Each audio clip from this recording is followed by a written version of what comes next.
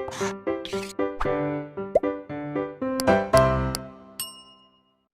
प्यारे बच्चों, मैं उम्मीद करता हूँ कि आप लोग बिल्कुल ठीक होंगे। और बेटा मैं स्वागत करता हूँ आपका ब्लूप्रिंट डिजिटल पर। मेरा नाम है वसीम चौहान, मैं साइंस पढ़ा रहा हूँ आपको क्लास 10 का। और बेटा जीव विज्ञान मैंने मतलब सेकंड चैप्टर स्टार्ट किया था, इसका नाम है कंट्रोल एंड कोऑर्डिनेशन, हिंदी में कहते हैं उसको बेटा नियंत्रण एवं समन्वय।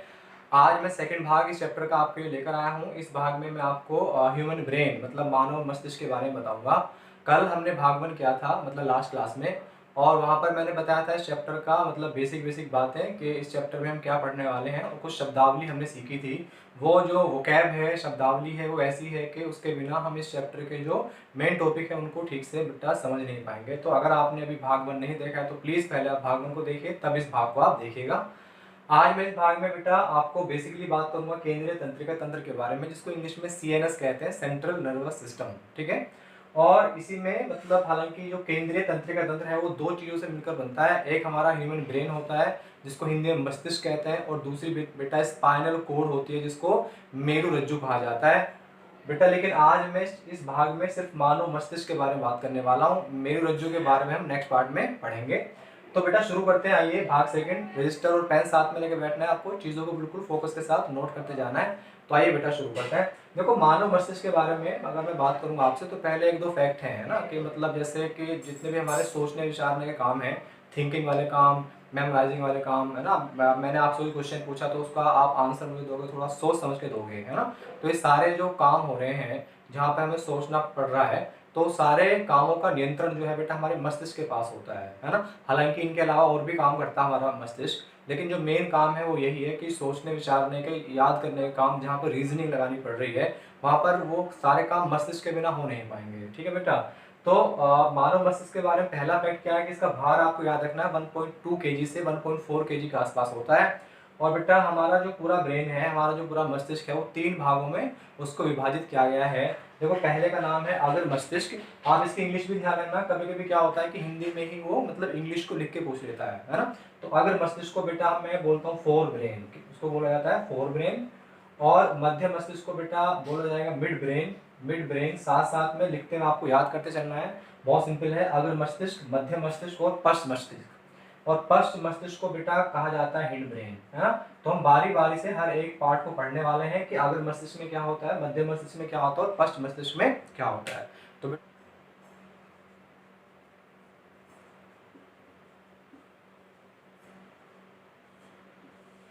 बेटा अगर मैं आपसे अग्र मस्तिष्क की बात करूंगा तो जितने भी हमारे सोचने विचारने वाले काम हैं, चीज़ों को स्मरण करने वाले काम हैं, मतलब मेमोराइज करने वाले काम हैं, रीजनिंग जहाँ लगानी पड़ रही है हमें, तो सारे कार्य हमारा मस्तिष्क का कौन सा भाग कंट्रोल करता है, नियंत्रित करता है, तो बेटा उसका नाम क्या होगा, अग्र मस्तिष्क होगा। लेकिन इसके अलावा ये और भी बहुत सारे काम करता है। तो पहले हम ये देख लेते हैं कि अग्र मस्तिष्क के खुद के कुछ भाग होते हैं, इसके खुद के कुछ पार्ट हैं। तो बेटा उनके आप पार्ट के नाम याद करोगे। देखो पहला और सबसे इंपॉर्टेंट रहेगा ये वाला पार्ट, सेरिब्रम कहते हैं इसको बेटा।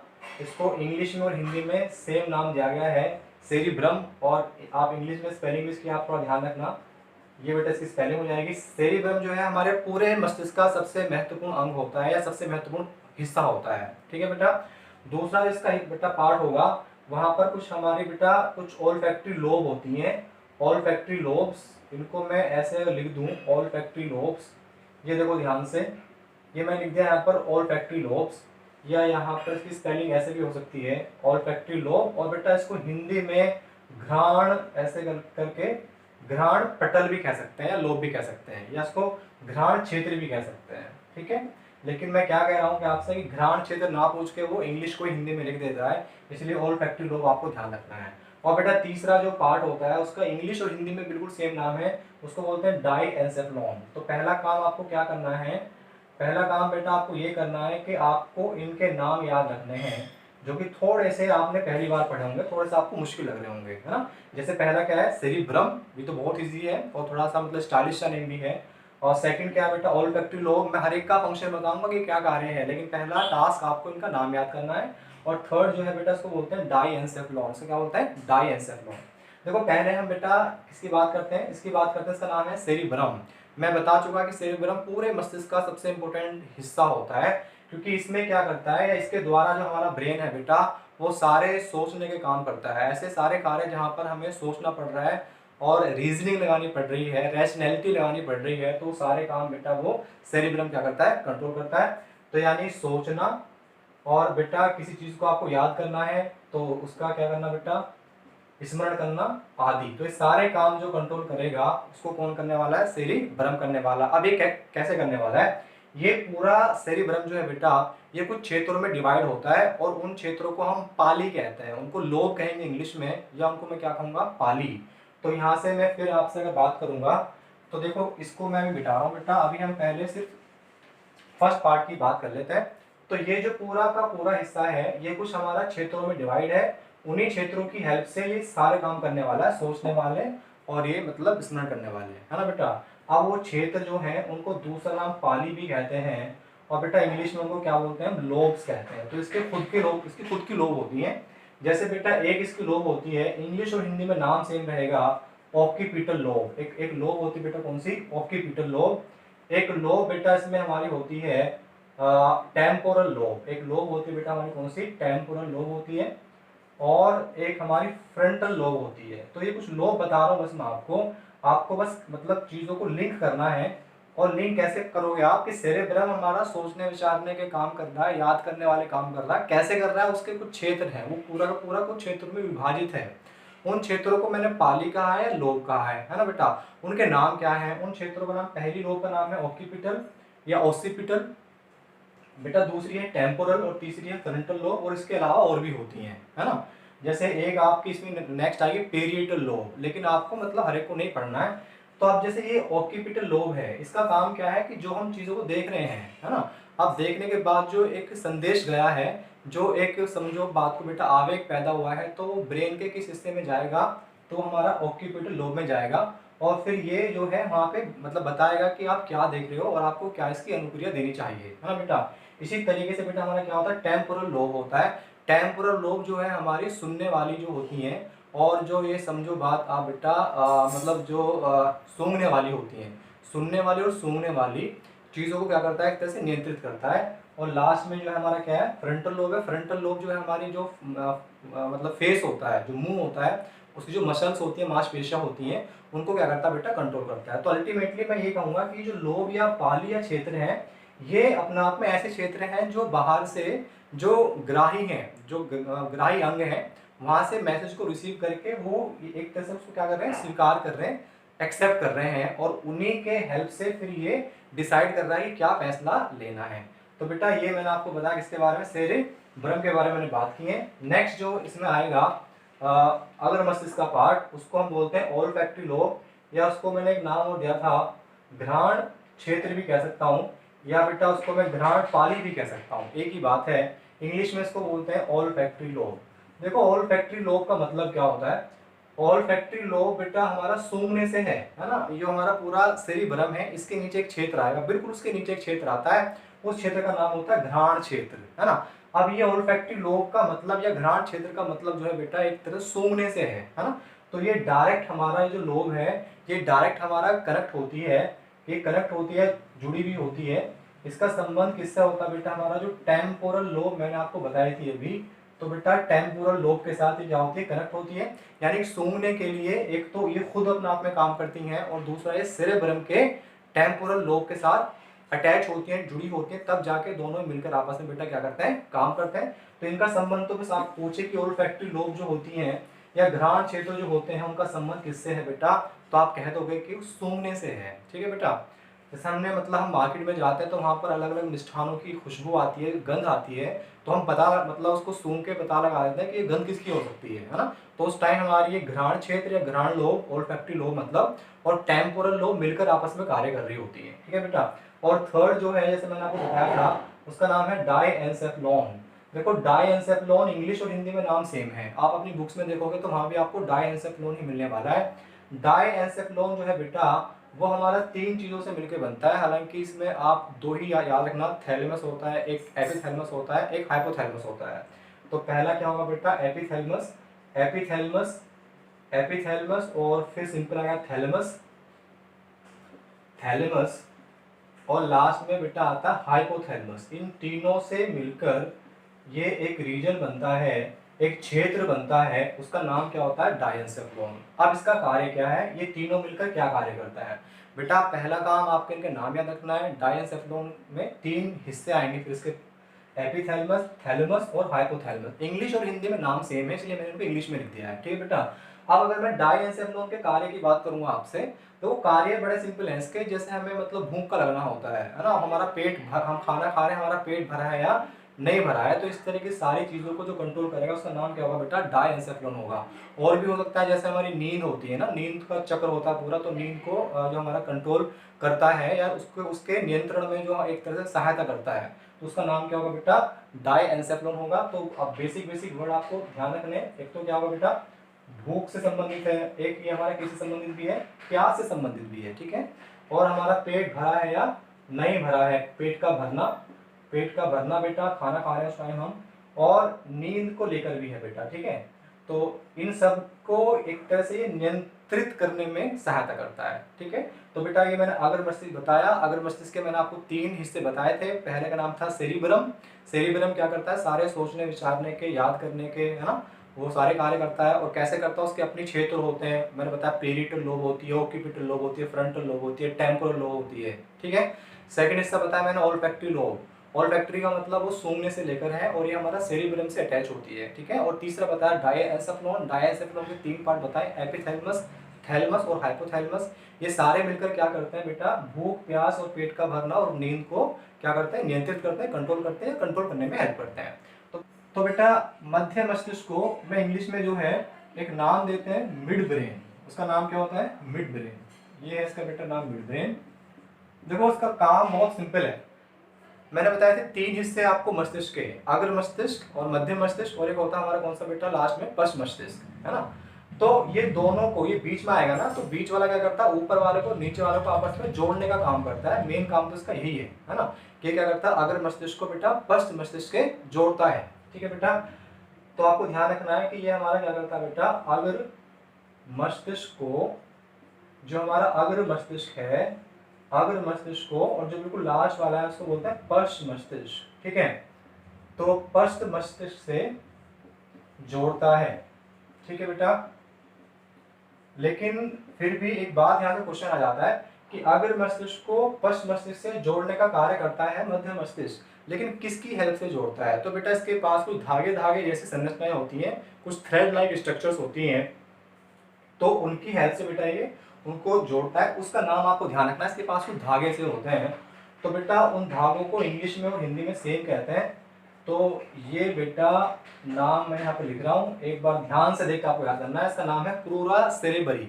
मैं फिर रिपीट कर रहा हूँ, क्रूरा सेरेबरी। तो ऐसे पूछेगा क्वेश्चन आपसे कि क्रूरा सेरेबरी क्या होते हैं, तो बेटा ये मध्य मस्तिष्क के कुछ धागे जैसी संरचनाएं हैं, थ्रेड लाइक स्ट्रक्चर है, जिसकी हेल्प से मध्य मस्तिष्क पश्च मस्तिष्क को अग्र मस्तिष्क से जोड़ता है, ठीक है बेटा। एक तो कार्य है वो इसका। एक दूसरा कार्य इसका और होता है, देखो बेटा हमारी कुछ क्रियाएं होती हैं, उनको बोलते हैं प्रतिवर्ती क्रियाएं। प्रतिवर्ती क्रियाएं अभी मैंने पढ़ाई नहीं है आपको, लेकिन मैं बताऊंगा, लेकिन अभी थोड़ा सुन लो उसके बारे में बेटा। प्रतिवर्ती क्रियाओं को हम इंग्लिश में बोलते हैं रिफ्लेक्स एक्शन। प्रतिवर्ती क्रिया ऐसी होती हैं जिनका अनुक्रिया, जिनका उत्तर, जिनका रिस्पॉन्स बहुत तेजी के साथ आता है, जिनका रिस्पॉन्स, जिनकी अनुक्रिया बहुत अतिशीघ्र आ जाए ब्रेन से, तो ऐसी क्रियाओं को बेटा क्या बोलते हैं हम, ऐसी क्रियाओं को बोलते हैं प्रतिवर्ती क्रियाएं। तो बेटा ये वर्ड मैं यहाँ पर लिख रहा हूँ, और ये क्या लिखा है, प्रतिवर्ती क्रियाएं। अब मेरी बात सुनो ध्यान से कि प्रतिवर्ती क्रिया, तो मैंने बताया कि प्रतिवर्ती क्रिया मतलब जहाँ पर सोचना ना पड़े, सोचने विचारने में ज़्यादा टाइम वेस्ट होता है, इसलिए बिना सोचे विचारे एकदम से वो काम हो जाए। जैसे अगर सपोज करो हमारा हाथ जो है वो गलती से किसी एक हानिकारक वस्तु पर रखा गया है, कोई गर्म चीज़ है वहाँ पर रखा गया है, तो हमें सोचना नहीं पड़ेगा कि ये क्या है, मतलब हमारा ब्रेन वहाँ पर सोचेगा कि हाथ हटाएं या ना हटाएं, वो बहुत तेजी के साथ हम अपना हाथ हटा लेते हैं। तो ऐसी अभिक्रिया को, सॉरी ऐसी क्रिया को बेटा मैं क्या बोलता हूँ, प्रतिवर्ती क्रिया कहता हूँ। लेकिन ऐसी प्रतिवर्ती क्रिया जो हमारे सर से संबंधित है, मैं फिर रिपीट कर रहा हूँ, सर से संबंधित या सिर से संबंधित प्रतिवर्ती क्रियाएं, उनका नियंत्रण जो है बेटा, वो नियंत्रण किसके हाथ में होता है, मतलब मध्य मस्तिष्क के हाथ में होता है। तो बेटा मेरी बात ध्यान सुनना कि मैं क्या कहूँगा कि जो हमारा सिर है, तो सिर की प्रतिवर्ती क्रिया, तो उनको ये बेटा क्या करता है, नियंत्रित करता है। तो ये सुपर इम्पोर्टेंट बात है, तो बेटा ये आपको भूलना नहीं है बिल्कुल भी, ठीक है। जैसे आपने देखा होगा कि हम जा रहे हैं और आगे से कुछ एक मधुमक्खी आ रही है तो हम एकदम से हटा लेते हैं ना अपने सिर ऐसे करके। तो हम सोचा थोड़ी ना आपने कि मधुमक्खी है, खतरनाक है, उससे नुकसान, उससे कुछ हमें मतलब नुकसान हो सकता है ना। बहुत तेजी के साथ वो कार्य हुआ है, तो वो हमारी प्रतिवर्ती क्रिया है जो हेड से रिलेटेड है। एक दो काम इसके और भी होते हैं, जैसे हमारी आंखों में जो प्यूपिल होता है तो उसका साइज को छोटा बड़ा करने में थोड़ा सा ये क्या करता है, रोल अदा करता है। लेकिन आपको इतना ध्यान रखना है कि एक तो क्या करेगा, अगर मस्तिष्क को मस्तिष्क से जोड़ेगा, इस नाम को आपको रट लेना है, याद करना है, क्रूरा सेरेब्री की हेल्प से। और बेटा जो सिर की हमारी क्या होती है, प्रतिवर्ती क्रियाएं होती हैं, उनको नियंत्रित कौन करता है, उनको नियंत्रित बेटा हमारा मध्य मस्तिष्क करता है। यही हमारे मध्य मस्तिष्क के कार्य थे। अभी मैं आपको बताऊंगा जो अभी ब्रेन का लास्ट पार्ट है हमारा, उसको बोलते हैं बेटा पश्च मस्तिष्क। तो हेडिंग लिखिएगा आप, पश्च मस्तिष्क।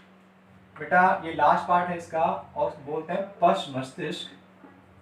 और पश्च मस्तिष्क को बेटा हम इंग्लिश में कहते हैं हिंड ब्रेन। मैं फिर रिपीट कर रहा हूँ कि आपको हिंदी के साथ साथ इंग्लिश भी इनकी याद रखनी है। देखो ये बिल्कुल लास्ट वाला पोर्शन होगा हमारे ब्रेन का, हमारे मस्तिष्क का। और बेटा इसके भी 3 भाग होते हैं। देखो पहला जो भाग इसका होगा बेटा, है ना, तो उसको हम बेटा सेरेबेलम कहते हैं। ये इंग्लिश और हिंदी में नाम सेम है, कंफ्यूज नहीं होना। हमने जो पहले वाले हिस्से में अगर मस्तिष्क में पढ़ा था, सेम सेम सा नाम, उसका नाम था सेरेब्रम, सेरिब्रम। और ये बेटा क्या है, सेरेबेलम है। मैं यहाँ पे लिख रहा हूँ उसका नाम बेटा, आप हिंदी में ध्यान रखना। इसको एक नाम देंगे हम, सेरिबेलम। ठीक है, स्पेलिंग का बिल्कुल ध्यान रखना, कंफ्यूज नहीं होना है। ठीक है बेटा। दूसरा जो होता है उसको बोलते हैं बेटा पोन्स। इंग्लिश हिंदी में भी इसको पोन्स ही कहा जाएगा, पोन्स बोल देंगे। और बेटा लास्ट वाला जो होता है उसको बोलते हैं मेड्यूला, मेड्यूला ओब्लोंगाटा। ये नाम आपने पहली बार सुने होंगे, हो सकता है थोड़ी दिक्कत आए, लेकिन बेटा एक दो बार आप जोर जोर से बोल बोल के पढ़ोगे तो आपके याद हो जाएगा। ठीक है, तो ये है मेडुला ओब्लोंगाटा।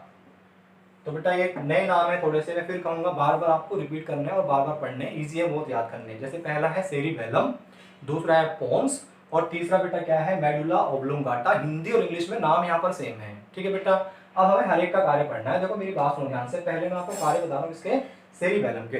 देखो सेरिबेलम का कार्य क्या होता है, जैसे हम चलते हैं या हम साइकिल को चला रहे होते हैं तो हमें वहां पर क्या, अपने शरीर का संतुलन बनाना आवश्यक होता है। ठीक है बेटा, अगर हम एक पैर पे खड़े हो जाएंगे तो वहां भी हमें क्या होता है, शरीर का संतुलन बनाना आवश्यक होता है, जिसको हम इंग्लिश में पोस्चर कहते हैं ना, बॉडी का पोस्चर। हिंदी में उसको कहा जाता है शरीर की भंगिका। भंगिका का मतलब होता है एक तरह से संतुलन। तो बेटा शरीर का संतुलन बनाने में सबसे महत्वपूर्ण जो रोल अदा करता है उसका नाम क्या होता है, सेरिबेलम होता है।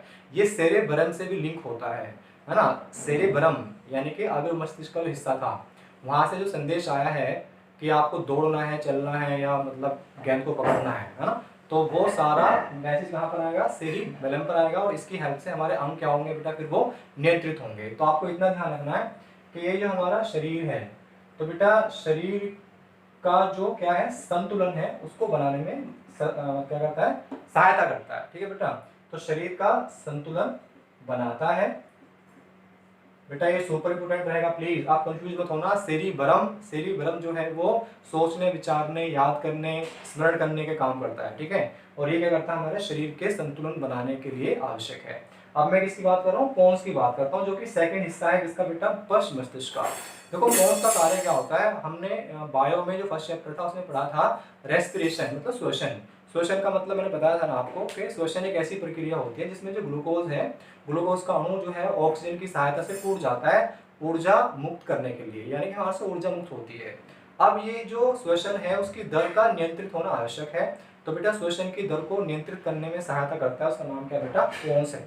इसका मतलब समझो कि श्वसन को भी हमारा ब्रेन क्या कर रहा है, एक तरह से नियंत्रित कर रहा है। तो क्वेश्चन पूछेगा कि श्वसन को हमारी मस्तिष्क का कौन सा हिस्सा, कौन सा भाग नियंत्रित करता है, तो उसका आंसर होगा बेटा हमारा पोन्स। ठीक है बेटा, तो मैं यहाँ पर लिख रहा हूँ जो श्वसन है, श्वसन की बेटा दर होती है, तो श्वसन की दर को ये क्या करने वाला है, नियंत्रित करने वाला है ना बेटा। या उसमें मैं कह सकता हूँ कि नियंत्रित करने में बेटा क्या करता है, सहायता करता है। ऐसा नहीं सिर्फ अकेला पोन्स ही कर देगा, कुछ हमारे हार्मोन भी आएंगे जो उसको क्या करेंगे बेटा, कंट्रोल करेंगे। तो ये कहना ज्यादा अच्छा होगा कि पोन्स श्वसन की दर को नियंत्रित करने में सहायता करता है। ठीक है बेटा, नेक्स्ट हम पढ़ने वाले मेडुला ओब्लोंगाटा। तो बेटा इसको ध्यान से आपको पढ़ना है। देखो मेडुला ऑब्लोंगाटा जो कि हमारा पश्च मस्तिष्क का लास्ट हिस्सा है, उसके बारे में बात सुनो ध्यान से। बेटा एक कार्य होते हैं हमारे अनैच्छिक कार्य। अनैच्छिक कार्य का मतलब क्या होगा? ऐसे कार्य जिनको हम कंट्रोल नहीं कर सकते, है ना, उनका जो नियंत्रण है वो हमारे हाथ में नहीं होता है। कुछ हमारे होते हैं ऐच्छिक कार्य। ऐच्छिक कार्य को हम बेटा नियंत्रित कर सकते हैं। जैसे कि ये देखो, यहाँ पर जो कार्य हो रहे थे, शरीर का जो संतुलन है, चलना, दौड़ना, भागना, सोना, लेटना, ये सारे क्या बेटा ऐच्छिक कार्य हैं। ये हमारी विल के ऊपर डिपेंड है। हम तब चाहें तब दौड़ सकते हैं, हम तब चाहें अपना हाथ उठा सकते हैं, है ना। तो अगर आपसे कोई ऐसा पूछे कि ऐच्छिक कार्य को नियंत्रित कौन करता है, तो उसका आंसर भी क्या होगा बेटा? हमारा सेरिबेलम होगा। ठीक है, मैं यहाँ पर फिर भी आपके लिए लिख रहा हूँ जिससे कि आप भूलो ना। तो मैंने क्या लिखा है यहाँ पर? ऐच्छिक कार्य है, और ऐच्छिक कार्यों का बेटा क्या? नियंत्रण। ऐच्छिक कार्यों का नियंत्रण जो है वो भी किसके हाथ में होता है बेटा? हमारा सेरिबेलम के हाथ में होता है। अब मैं क्या कर रहा हूँ? अनैच्छिक कार्य की बात कर रहा हूँ। ठीक है, तो बेटा अनैच्छिक कार्य का मतलब क्या होता है? ऐसे कार्य जिनको हम कंट्रोल नहीं कर सकते, ऐसी क्रियाएं हमारे शरीर में हो रही होती हैं, है ना बेटा। अनैच्छिक क्रियाएं हैं जो हमारे शरीर में हो रही होती हैं। तो जैसे कि हमारा जो हृदय की धड़कन होती है ना, तो वो हमारे हाथ में नहीं होता है। श्वसन की दर भी हमारे हाथ में नहीं होती है, मतलब, है ना, वो एक तरह से क्या है बेटा? अनैच्छिक है। ओके, और भी बहुत सारे काम है, जैसे हमारे शरीर में रक्त का दौड़ना होता है, वो भी हमारे क्या बेटा? अनैच्छिक कार्य है। तो इन सारे अनैच्छिक कार्य को नियंत्रित जो करता है वो बेटा कौन करता है? मेडुला ऑब्लोंगाटा करता है। हालांकि थोड़ा सा रोल उसमें किसका रहता है? पोन्स का भी रहता है। तो ये कहना ज्यादा सही होगा कि पोन्स और मेडुला ऑब्लोंगाटा दोनों मिलकर अनैच्छिक कार्यों को बेटा क्या करते हैं? नियंत्रित करते हैं। तो बेटा ये मैंने आपको बताया। अभी किसके बारे में? मस्तिष्क के बारे में बताया है। अभी मैं आपसे थोड़ी सी बात और करने वाला हूँ। हमें अभी ये देखना है कि जो मस्तिष्क है उसकी सुरक्षा कैसे होती है। अब बात समझो कि एक तरह के ऊतक हैं, अंग हैं, और अंगों के अंदर ऊतक हैं, है ना। अब इतने संवेदनशील है तो उसकी सुरक्षा करनी बहुत आवश्यक है। तो बेटा हेडिंग लिखिए आप, मस्तिष्क की सुरक्षा। बेटा हेडिंग आपको लिखनी है मस्तिष्क की सुरक्षा। मतलब किस तरीके से जो हमारा इतना संवेदनशील अंग है मस्तिष्क, सेंसिटिव ऑर्गन है, उसकी प्रोडक्शन कैसे कर सकते हैं, उसकी सुरक्षा कैसे कर सकते हैं। बेटा सुरक्षा के लिए देखो, पहले तो मतलब यहाँ पर एक तरह से क्या होता है? कपाल होता है। कपाल का मतलब ये जो हड्डियों का ढांचा है ऊपर वाला, ठीक है, तो वो भी क्या करता है? सुरक्षा करता है। ठीक है बेटा, और दूसरी चीज बात समझो कि जैसे ही कपाल के अंदर हम मतलब ऑब्जर्व करना शुरू करेंगे, तो वहां पर बेटा क्या होता है? तीन आपको लेयर मिलती हैं, तीन परतें मिलती हैं। ठीक है बेटा, जैसे एक लेयर ये आएगी, एक लेयर ये आएगी, और एक लेयर ये आएगी, तब यहाँ पर अंदर में बेटा हमारा क्या होता है? मस्तिष्क रखा होता है। तो बेटा यहाँ पर मैं क्या बता रहा हूँ आपसे कि तीन बेटा क्या आती हैं? लेयर आती हैं, या तो मैं क्या कहूँगा हिंदी में परतें होती हैं, तीन, है ना, तीन परत होती हैं। इन ये परत खाली होती है, लेकिन बाद में आके फिर इनके अंदर बेटा क्या हो जाता है? एक द्रव पदार्थ आ जाता है, वो भी क्या करता है? सुरक्षा करता है। उसके बारे में बाद में बात करेंगे। अभी हमें क्या देखना है कि कपाल तो देख चुके हैं, है ना, जो बाहर से मतलब पर्यावरण से क्या करता है? सुरक्षा करता है। उसका नाम क्या होता है? कपाल। हड्डियों का ढांचा बना होता है। ठीक है बेटा, अभी मैं क्या कर रहा हूँ, तीन परत होती है, उनका बेटा आपको नाम ध्यान रखना है। तो उनका नाम देखो, इंग्लिश और हिंदी में नाम सेम रहेगा। आप ये DAP से याद रखना। डी से मतलब बेटा डायामीटर है ना बेटा। और उसके बाद बेटा ये हमारा जो है एरेक्नोइड है। और बेटा पी से जो नाम आता है उसको बोलते हैं हम क्या? पायामीटर। ठीक है बेटा, तो पहली जो लेयर आएगी उसको बोलते हैं डायामीटर, उसके बाद फिर क्या आएगा? एरेक्नोइड, और लास्ट में आता है पायामीटर। ये तीनों परत होती हैं जो हमारा बेटा मैकेनिकल इंजरी से बचाती हैं एक तरह से किसको? हमारे मस्तिष्क को। ठीक है बेटा, अब ये जो परत है, इन परतों के बीच में बेटा यहाँ पर और यहाँ पर क्या होता है? एक लिक्विड भरा होता है, एक द्रव भरा होता है। उस द्रव का नाम सुपर इंपोर्टेंट है ना बेटा। तो उसका नाम आप ध्यान रखोगे। जैसे मैंने बताया, एक तो कपाल करता है सुरक्षा, दूसरा कौन करता है? तीन परत करती हैं, और तीसरी जो मैं आपसे बात कर रहा हूँ बेटा, एक लिक्विड होता है, उसका नाम होता है सेरेब्रो स्पाइनल फ्लूइड। बेटा ये प्लीज आप कुछ नाम बढ़िया बढ़िया से हमने आज की क्लास में पढ़े हैं, इन्हीं नामों को आपको याद रखना है। तो ऐसे पूछ लेगा कि सेरेब्रो स्पाइनल द्रव, मैंने यहाँ फ्लूइड लिख दिया है, लेकिन वहाँ पे हिंदी में क्या आएगा? द्रव आएगा। कि सेरेब्रो स्पाइनल द्रव कहाँ मिलता है ना। तो बेटा ये मस्तिष्क में मिलता है, इन लेयर्स में, इन परतों में। और ये जो हमारी मेरुरज्जु पढ़ेंगे हम कल, उसमें भी मिलता है। ठीक है बेटा, तो अब बात समझो कि लिक्विड है, एक द्रव है, इसमें जो हमारा मस्तिष्क को क्या करता है? फ्लोट करता है। मतलब बात समझो कि जो मस्तिष्क की जो लेयर है यहाँ पे ही मिलने वाला है, और दूसरा मस्तिष्क जो है उसमें तैरता रहता है। कहाँ पे तैरता है बेटा हमारा? ये इस दरों में तैरता है। इसका फ़ायदा ये मिलता है कि दरों में जब तैरेगा तो एक उत्प्लावन बल आपने पढ़ा होगा 9th क्लास में, जो ऊपर की तरफ को लगता है। तो बेटा क्योंकि हमारा मस्तिष्क इस दरों में तैर रहा है, तो उत्प्लावन बल के कारण इसका भार हमें कम प्रतीत होता है, उसका हमें लगता है कि वो इतना मतलब भारी महसूस नहीं होता है। तो बेटा ये हमारी क्या थी, पूरी मस्तिष्क की सुरक्षा थी। तो 3 चीज़ों से पूरे मस्तिष्क की सुरक्षा होती है। पहला तो आपको पता कपाल होता है, कंकाल का हिस्सा होता है, ऊपर वाला जो हड्डी का ढांचा होता है। दूसरा मैंने बताया कि 3 लेयर्स आर देयर, 3 परतें होती हैं, उनके नाम आप ध्यान रखोगे, डायामीटर, एरेगनॉइड और पायामीटर। और लास्ट में मैं क्या बता रहा हूँ कि एक लिक्विड होता है, इसको बोलते हैं सेरेब्रोस्पाइनल फ्लूइड। सेरेब्रोस्पाइनल फ्लूइड ये इन परतों के बीच में मिलेगा और ब्रेन भी इसी में तैर रहा होता है ना बेटा। तो बाकी बातें मैं आपको नेक्स्ट पार्ट में बताऊंगा। तो आज इतना ही करते हैं बेटा। कुछ सुझाव अगर आपके बेटा हैं तो आप प्लीज़ कमेंट सेक्शन में कमेंट कीजिए। हमारे चैनल को अपने दोस्तों के साथ शेयर कीजिए और सब्सक्राइब कीजिएगा। और बेटा ठीक से पढ़ते रहिए आप। ओके बेटा, बाय।